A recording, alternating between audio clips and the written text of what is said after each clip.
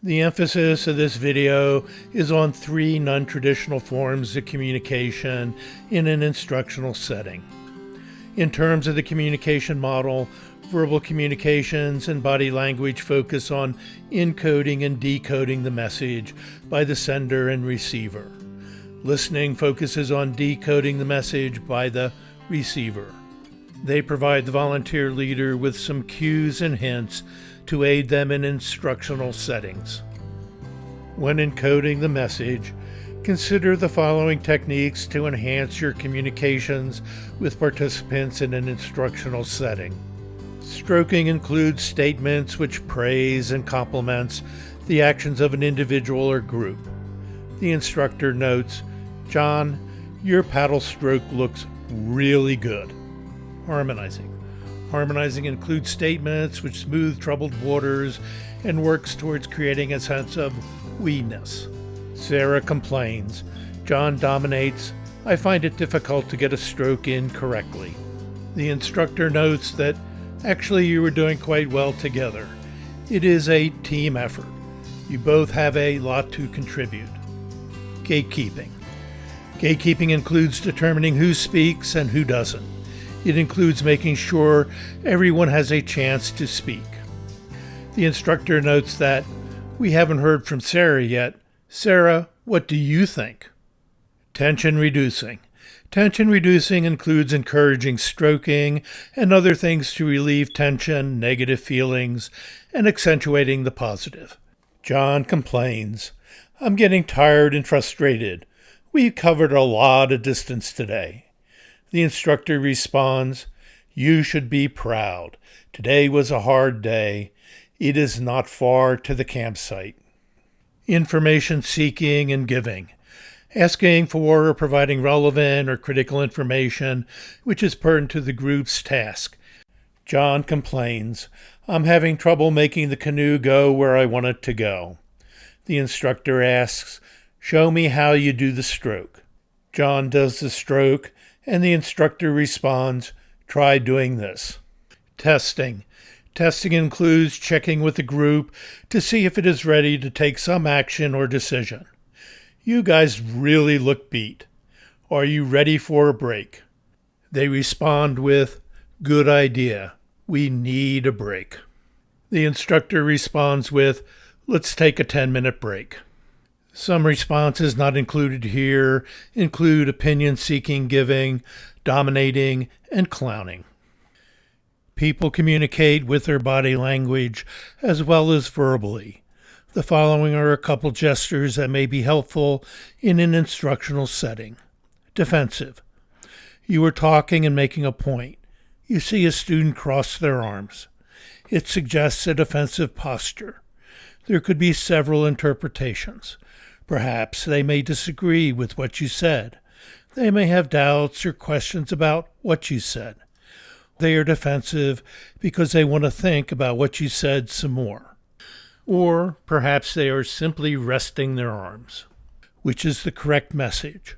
Simply ask them. Seeing the response, the instructor replies with a "what do you think" type question. The student responds with openness.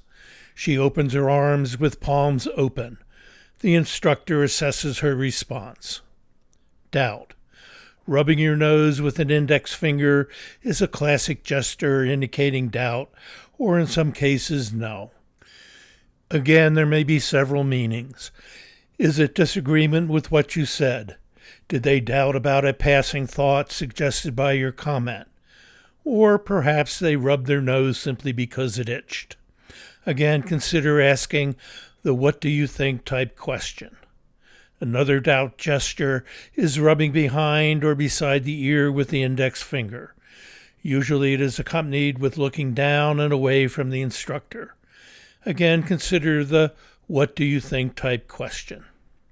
Evaluation. Usually the head is slightly cocked with the chin being supported by the thumb and index finger. If the eyes are staring with a fixed stare, the person is deep in thought about something else. If the eyes follow you, the student is most likely listening to you. If the student is scratching or rubbing their chin, they are most likely pondering or evaluating what you are saying.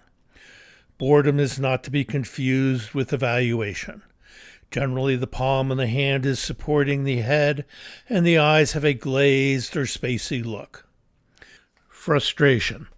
The person tilts their head slightly forward, avoids eye contact with another person by looking toward the ground and rubbing the back of their neck with their hand. Women often camouflage this gesture by gently stroking or twirling their hair.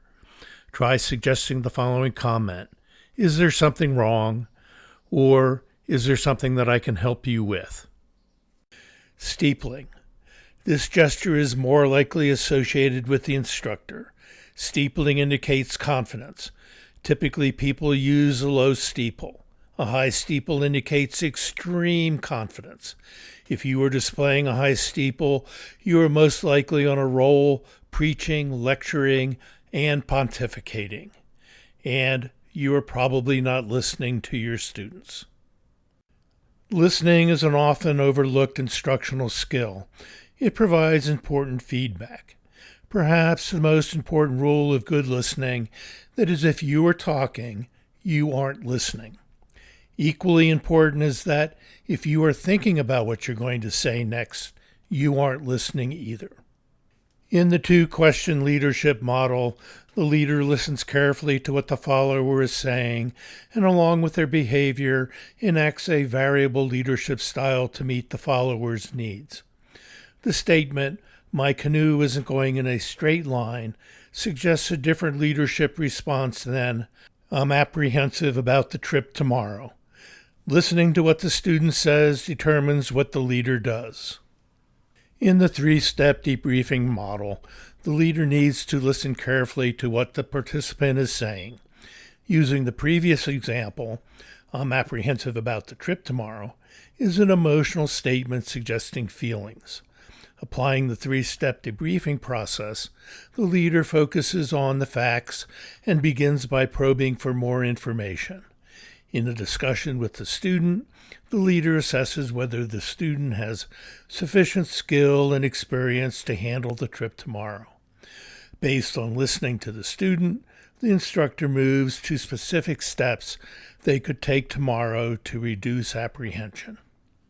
This video presents 3 forms of non-traditional communications. Choose your appropriate verbal response to the situation. Look for some key body language gestures and respond with non-threatening responses. While someone is speaking, if you catch yourself thinking about what you're going to say next, listen first and then respond.